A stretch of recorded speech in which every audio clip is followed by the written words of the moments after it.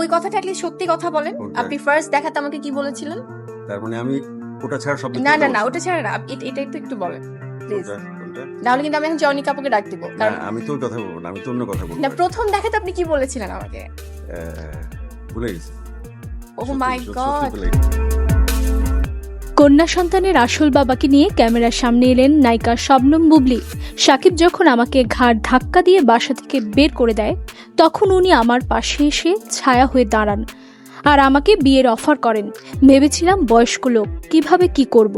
তারপর তো সে আমার মেয়ের বাবাই হয়ে গেল। আমি সেটা অফ ক্যামেরাতে বলেছিলাম, ভাই অন ক্যামেরাতে বলবো। আপনার যদিও অন আর অফের মধ্যে অনেক ইয়ে আছে, যাই হোক ভাইয়া, আপনি বলেছিলেন যে ফাইন, আমি খুব ভালোভাবে বুবলিকে চিনতাম এবং যখন আমি শুনেছি, সামনাসামনি দেখি নাই, যখন শুনেছি তখন I was very excited. Wow, মানে এই সময়ের এরকম একজন হিরোইনের সাথে। বুবলি আরও বলেন, সন্তান জন্ম হওয়ার পুরোটা সময় ছায়া হয়ে আমার পাশেই ছিল।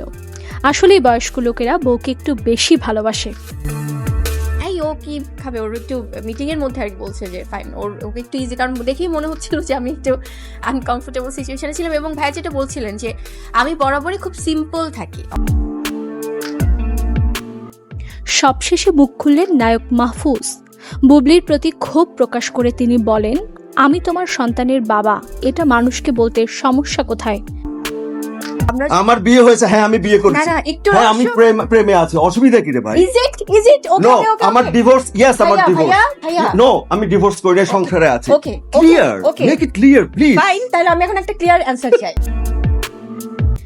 আসলে জানি না এটা কতটুকু সত্য, এমনটা হলে ভালো হতো।